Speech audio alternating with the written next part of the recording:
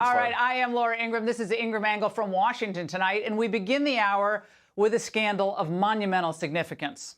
Finally, with Republicans in charge of the House, the rocks are being lifted on the COVID cover-up.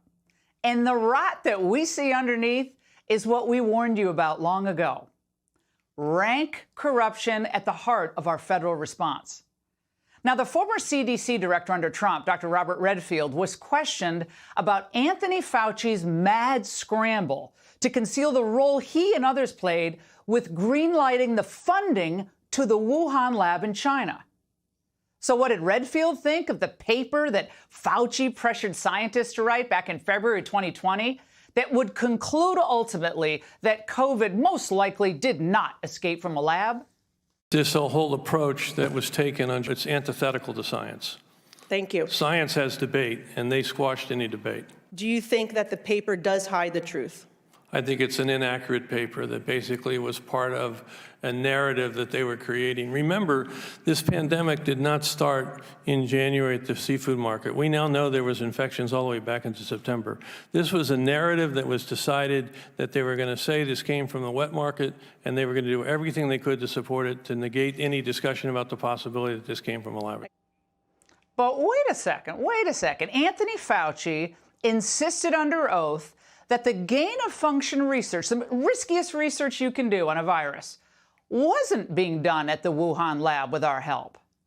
Dr. Fauci was affirmatively told in an email that NIAID had a monetary relationship with the Wuhan Institute through EcoHealth Alliance. He was told this in January 27th of 2020. Do you think that Dr. Fauci intentionally lied under oath to Senator Paul when he vehemently denied NIH's funding of gain-of-function research?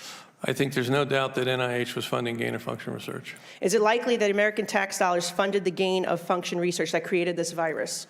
I think it did, not only from NIH, but from the State Department, USAID, and from DOD.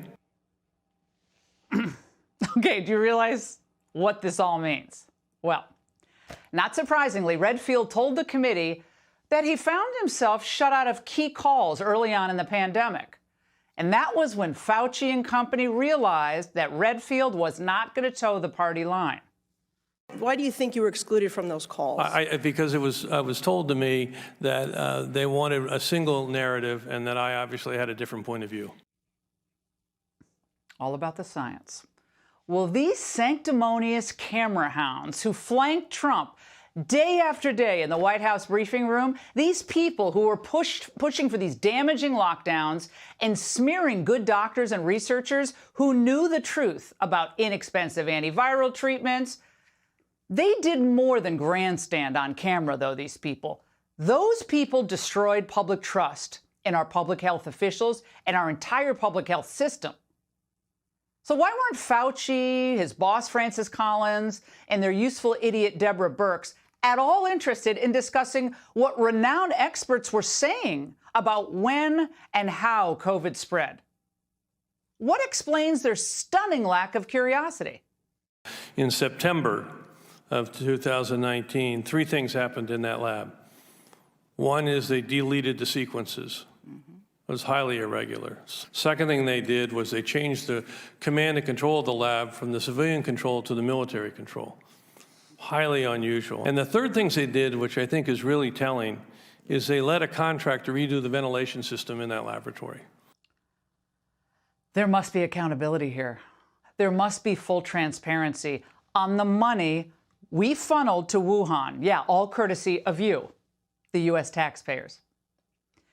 If our own public health officials had a direct or indirect involvement in the research that led to this global pandemic, Merrick Garland, our Attorney General, the entire DOJ should be ready to impanel a grand jury. There should be indictments. Oh, no, but remember, he thinks the biggest threat facing the American people are guys like that so-called QAnon shaman they threw in jail. He's the big threat. The big money in medical research from pharma and from the federal government, it has corrupted huge swaths of our scientific community, and it must stop. The scientific community is is very afraid to speak up on political issues. And I think the reason is that government grants are handed out through this system of peer review committees. Right. And so you don't want any single scientist on your peer review committee to vote against you.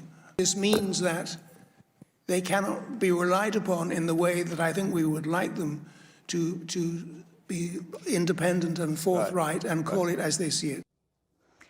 For revealing how the sausage is made, by the way, that was the former medical editor of the New York Times, for how the whole scientific hierarchy cares more about their grants than the health of the American people. Nicholas Wade, you just saw there, was attacked by committee Democrats.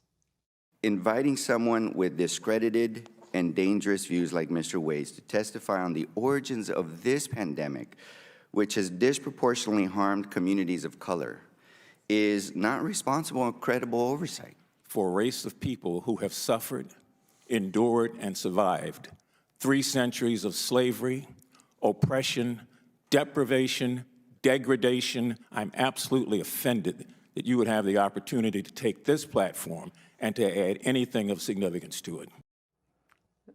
But Mr. Wade left out another motivating factor. Well, these figures are smearing him, of course. This is just a textbook, as we've talked about so much on the Ingram angle. More than just the relationship with China that Fauci, et cetera, were protecting, as we found out back in February 2020, what was of utmost importance to Fauci? Watch.